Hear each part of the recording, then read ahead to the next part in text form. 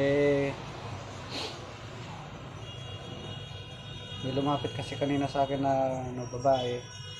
Taga Cavite daw siya, guys. Pumunta lang daw siya dito para bibili ng dugo daw ng anak niya yon, bibilin. Eh, nagkataon na nawalan siya ng budget.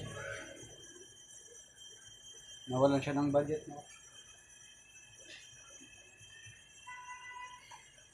Kasi daw, nadukutan siya sa, di ko alam kung sa jeep.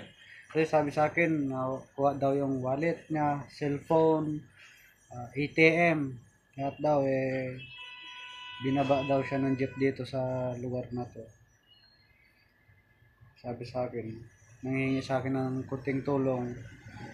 Ako, sabi ko sa kanya kanina, guys, na kung wala ka lang dadaanan, kung hindi ka pa dadaan sana sa anak mo, papasakay pa, magbubuk ako sana ng rider para ihatid ka doon sa bahay nyo.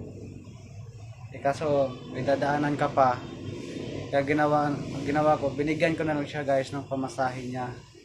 Sabi ko, idol, ito lang yung maibibigay ko sa'yo, pagpasensyaan mo na, hindi naman to malaki, hindi naman to maliit, hindi, pang pamasahe lang talaga. Ayun, naawa naman ako sa kanya, guys, kasi wala pa siyang kain, no. Ito lang masasabi ko sa'yo, ate, no, sana gumaling na yung anak mo, no. Isa pa, sa susunod mag-ingat po tayo, dublehin po natin ang pag-iingat natin, kasi hindi po natin kasi hinihingi ang ganyang bagay na disgrasya ba, ano. Yun ang mapapayo ko sa iyo, ate, no. Sana mag-iingat ka pa rin sa susunod na kung saan kayo magpunta, mag-iingat po.